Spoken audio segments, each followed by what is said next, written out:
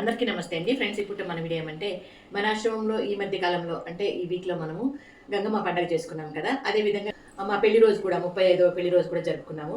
దానికి బంధుమిత్రులు అందరూ వచ్చారు, మన అభిమానులు కూడా చాలా మంది వచ్చారు. అంటే చెప్పాను కదా వీడియోలో ఏమంటే ఇప్పుడు పండగకి రావాలనుకుంటే మీరు ఎవరైనా రావచ్చు, మీ అందరికీ ఆహ్వానం అన్నట్లుగా వీడియో పెట్టాను కదా.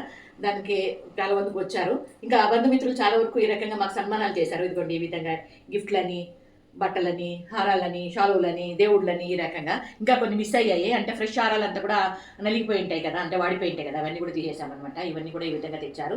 ఇంకోటి చాలా వరకు నేను వీడియోలో కానీ అదేవిధంగా బంధువుల్ని ఇన్వైట్ చేసినప్పుడు కానీ ఎప్పుడు కూడా నేను మా పెళ్లి రోజు అనే విషయాన్ని ఎవరికి చెప్పలేదండి. ఎందుకు చెప్పలేదంటే పెళ్లి రోజు అని చెప్తే ఈ రకంగా అంటే ఖర్చు పెట్టుకుంటారు అన్నట్లుగా ఆ విషయం మాత్రం ఎవరికి చెప్పలేదు. మళ్ళీ వాళ్ళు ఇక్కడికి వచ్చిన తర్వాత వాళ్ళకి విషయం తెలిసి అప్పటికప్పుడు మళ్ళీ ఏర్పాటు చేసుకోవాలన్నమాట. అంటే మార్నింగ్ నుండి ఈవినింగ్ వరకు టైం ఉంటుంది కదా, అప్పటికప్పుడు ఈ రకంగా ఏర్పాటు చేసుకున్నారు. అట్లా వచ్చిన గిఫ్ట్లు ఇవన్నీ కూడా.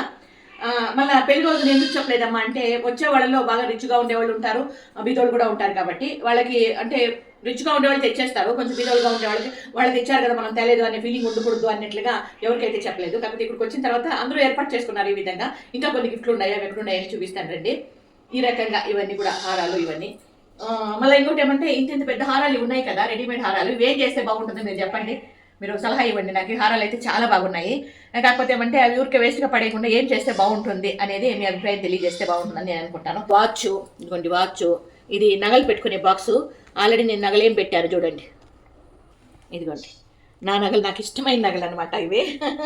ఈరోజు కూడా పెట్టుకున్నాను, చూసారా, గమనించారా నన్ను. ఇవి పెట్టుకున్నప్పుడు ప్రతి ఒక్కరు కూడా అమ్మ బాగుంది బాగుంది అంటారు. కాకపోతే 50,000 లక్ష రూపాయలు ఖర్చు పెట్టి కమ్మలు పెట్టుకుంటే దాన్ని ఎవరు బాగుందని ఆ రోజు చెప్పలేదు. ఇవి పెట్టుకుంటే బాగుంది అంటారు కాబట్టి నాకు కూడా బాగా ఇష్టం కాబట్టి నేను ఈ రకంగా పెట్టుకుంటున్నాను. ఇవన్నీ కూడా గిఫ్ట్లేనండి. ఇవన్నీ కూడా గిఫ్ట్లు మన వాళ్ళు తెచ్చిండేది, నేను దాంట్లో సెట్ చేశాను అనమాట.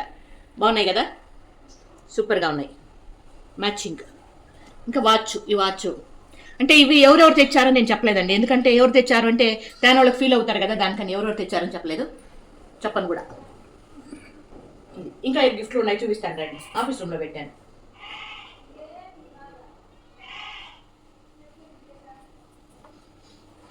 ఇదిగోండి, ఇది కూడా, ఈ ఫ్రేమ్ కూడా ఈ సందర్భంగా వచ్చిండేది, చాలా బాగుంది కదా.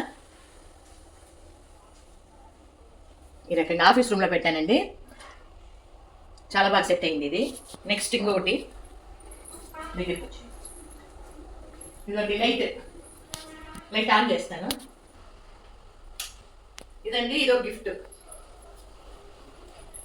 చాలా బాగుంది కదా.